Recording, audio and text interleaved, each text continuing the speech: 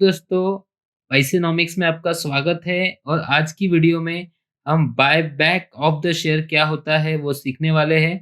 तो सबसे रिक्वेस्ट है कि वीडियो को अंत तक देखिए, तो ये आपको कंसेप्ट क्लियर हो जाएगा। और अभी तक आपने मेरे चैनल को सब्सक्राइब नहीं किया है तो प्लीज़ चैनल को सब्सक्राइब कर लीजिए। तो जब बाय बैक की बात आती है, इसका मतलब है दोस्तों कि जो कंपनी है वे उनकी खुद की शेयर्स जो है वापस खरीदते हैं, जिसे उनको मुनाफ़ा होता है। अभी मुनाफ़ा कैसा होता है? सबसे पहले अगर कंपनी के पास कैश इन हैंड पड़ी हुई है, एक्स्ट्रा कैश उनके पास पड़ी हुई है, तो इस समय कंपनी क्या करती है, बाय बैक की ऑफ़र दी जाती है। ओके, ये बाय बैक की ऑफ़र जब देते हैं, तो आपको जो करंट मार्केट प्राइस होती है, जिसे हम सीएमपी कहते हैं, उससे हाईएस्ट रेट में मतलब प्रीमियम रेट में से आपको वो आपसे लिया जाता है। एग्ज़ाम्पल आपको देना चाहूँगा, जैसे मेरे पास अगर कोई एबीसी नाम का शेयर है और जिसकी प्राइस जो है दोस्तों ये चल रही है ₹100। अगर ये कंपनी बायबैक ला रही है, तो बायबैक लाते समय ये आपसे जब आप शेयर खरीदेगी मतलब शेयर होल्डर से ये शेयर वापस लेगी, तो ये आपको 120 या 150 जो भी उनका रेट डिसाइड होता है, उस तरीके से आपको ये पैसा वो देंगे, आपको पे करेंगे और उनके इक्विटी जो है वो वापस उनके पास लेंगे। इसका मतलब क्या कि बायबैक मतलब जो शेयर होल्डिंग जो होती है पब्लिक के पास होती है, जिसे हम कहते हैं outstanding share of the company, right? Outstanding share ये कंपनी के ऐसे शेयर्स होते हैं जो शेयर्स इन्वेस्टर्स के पास पड़े होते हैं और कंपनी इसको वापस खरीदती है, इसलिए इसे बाय बैक कहा जाता है। ओके, मतलब वापस हमारे शेयर्स वापस लेना। ठीक है, तो कंपनी जब मार्केट में आती है तो आपको आईपीओ में शेयर्स बेचती है और फंड रेज करती है, राइट? वैसे ही कंपनी उनके शेयर वापस लेने के लिए भी उसके एग्जिस्टिंग शेयर होल्डर जो होते हैं, ये एग्जिस्टिंग शेयर होल्डर को ये बायबैक की ऑफर वो देते हैं। मतलब क्या दोस्तों, कि ये बायबैक की ऑफर अगर आपको चाहिए, तो आपके पास वो सबसे पहले वो शेयर्स की होल्डिंग होनी चाहिए। मतलब आप वो कंपनी के शेयर होल्डर होने चाहिए दोस्तों। तभी उसके बाद आपको ये रेट्स जो है वो बेनिफिट आपको मिलेगा बायबैक का, ये ध्यान में रखिए। तो ये बेनिफिट सबसे ज़्यादा ज़रूरी है आपको जानना कि अगर मैं कोई शेयर्स में बायबैक आता है, या कंपनी मेरे से शेयर खरीदती है, तो सबसे पहले वो शेयर्स मेरे पास होना चाहिए और मेरे डीमैट अकाउंट में होना चाहिए दोस्तों, तो ही वो कंसीडर किया जाता है। और ये जो प्रोसेस होती है, इसमें आपको ये शेयर्स ब्रोकर को देने पड़ते हैं। मतलब ब्रोकर ये प्रोसेस आगे करता है, जो कंपनी को ये शेयर्स वापस देगा, इसके लिए आपको अप्लाई करना पड़ता है। तो अप्लाई करते समय बायबैक के लिए जो आप अप्लाई करते हो, तो उसका कुछ परसेंटेज ऑफ आपकी होल्डिंग का जो है वो लेती है। मतलब कभी-कभी पूरा लेती है या फिर कभी परसेंटेज ऑफ कुछ शेयर्स लेती है। तो इसके रीज़न जान लेते हैं कि ये बायबैक आता क्यों है? इसका बेनिफिट क्या है? राइट? काफ़ी टाइम जो है, ये जब बायबैक की ऑफ़र जब आती है दोस्तों, इसकी वजह से स्टॉक में मोमेंटम आना स्टार्ट हो जाता है। मोमेंटम मतलब क्या?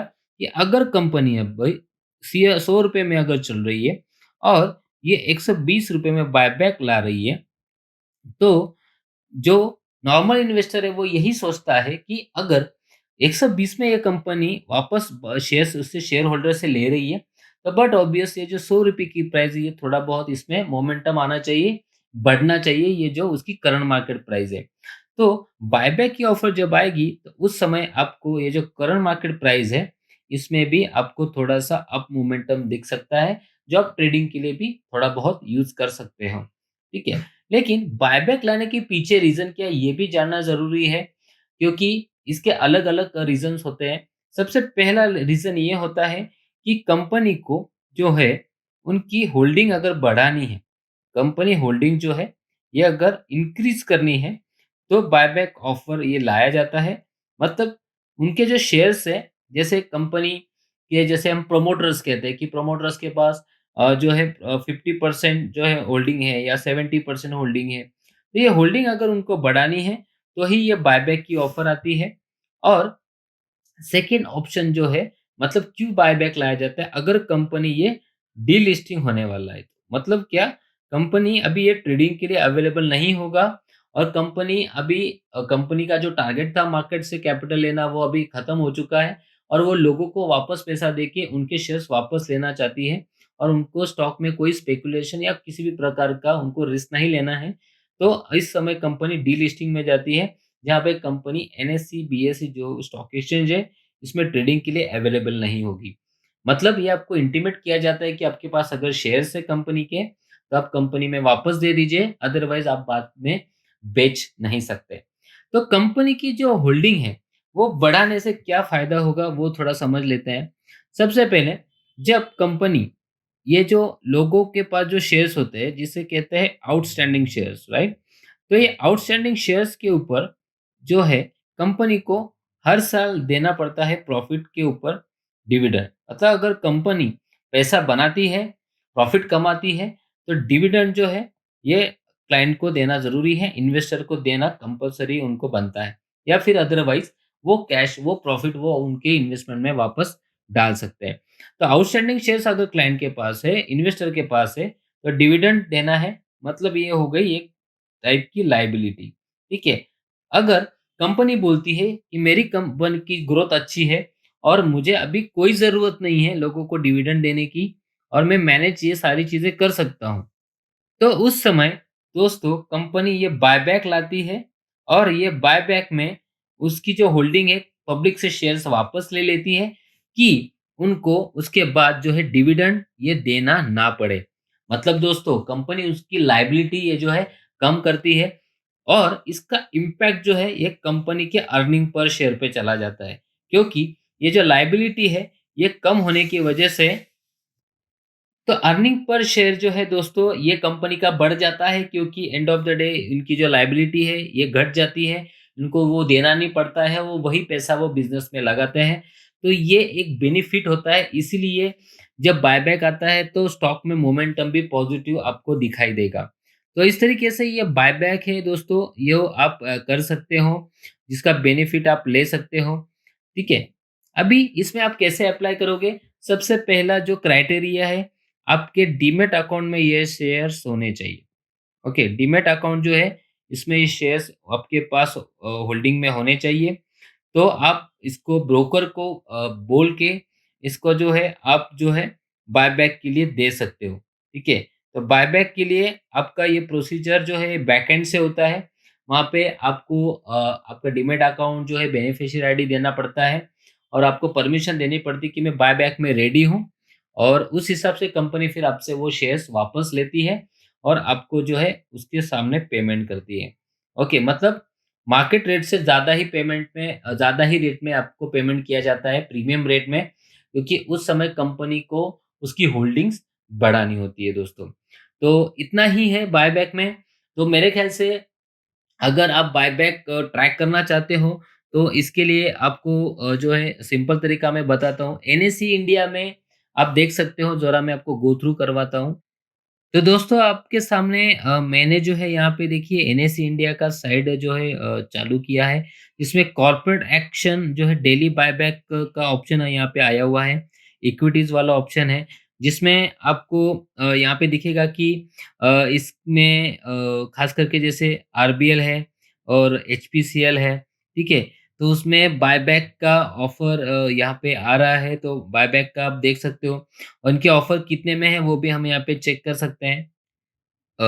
दोस्तों यहाँ पे देखिए एनएसई इंडिया में आपको जो है कॉर्पोरेट एक्शन का एक पोर्टल है, उस पोर्टल में आपको जाना है और यहाँ पे पर्पज़ आपको डाल देना है। जैसे मैं यहाँ पे पर्पज़ में डाल देता हूँ बायबैक, ठीक है? तो ये बायबैक जैसे मैं डालूँगा तो यहाँ पे जो बायबैक जिस शेयर्स में है, वो कन्फर्म हो जाएँगे। गो करूँगा यहाँ पे मैं। जैसे फ़ोर्थकमिंग है, मतलब आने वाले हैं सब ये आईपीओ सॉरी बायबैक। तो यहाँ पे पता चल जाएगा पर्पज़ में।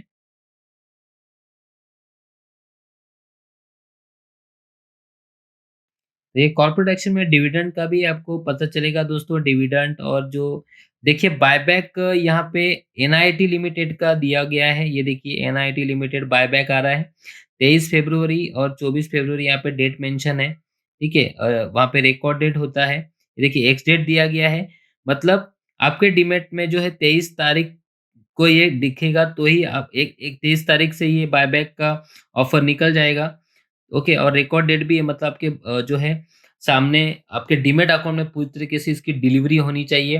तो ये बायबैक आपको एनआईटी लिमिटेड का मिलेगा। देखिए एक बायबैक का एक एग्ज़ाम्पल मैं दे रहा हूँ और इसका अमाउंट भी आपको दिखाता हूँ कि ये कितने में आ रहा है। तो वहाँ पे आपको जस्ट क्लिक करना है और एनईसी इंडिया का आप हेल्प ले सकते हो यहाँ पे दोस्तों। तो दोस्तों ये मैंने जो वेबसाइट है हमने हमारी एनएससी इंडिया की वहाँ से ये पीडीएफ डाउनलोड किया हुआ है।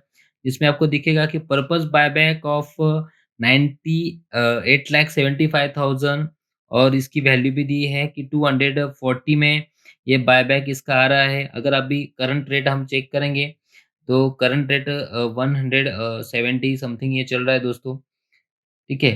तो इस तरीके से ये बायबैक जो है आप दे सकते हो यहाँ पे और इसका बेनिफिट भी ले सकते हो। ओके, इसके लिए सबसे पहले आपके डीमैट अकाउंट में होने चाहिए और जब आप इसके डीमैट अकाउंट में आप शेयर होल्डर बन जाओगे, तो ये आप बायबैक के लिए इसको दे सकते हो। तो देखिए यहाँ पे करंट रेट है 200 199 के सॉरी नियर अबाउट चल रहा है ये। मैंने 170 कहा था, तो क्षमा चाहता हूँ उसके लिए। 199 का रेट चल रहा है और जैसे हमने देखा 240 मतलब 20% अपसाइड के लिए ये बायबैक आ रहा है, ठीक है? तो इसीलिए आपको ये बायबैक का जो है अच्छा खासा बेनिफिट हो सकता है दोस्तों। उसमें आपको मोमेंटम भी अच्छा खासा मिल सकता है अगर आप ट्रेडिंग करना चाहते हो या फिर ये 240 के लिए आप देखना चाहते हो तो आपको ये आपके डीमैट अकाउंट में लेके आप इसको बायबैक के लिए भी दे सकते हो। मतलब कंपनी अगर आप शेयर होल्डर हो, तो ही आप इसके लिए एलिजिबल हो, ये आपको ये ध्यान में रखना है, ठीक है? तो आज की वीडियो में इतना ही दोस्तों। वीडियो कैसा लगा प्लीज़ कमेंट बॉक्स में मेंशन करिए। अगर अभी तक मेरा चैनल आपने सब्सक्राइब नहीं किया है तो प्लीज़ चैनल को सब्सक्राइब करिए। अच्छा लगा है तो लाइक करिए और प्लीज़ शेयर और सब्सक्राइब करिए। थैंक यू सो मच दोस्तों। Have a good day and happy trading.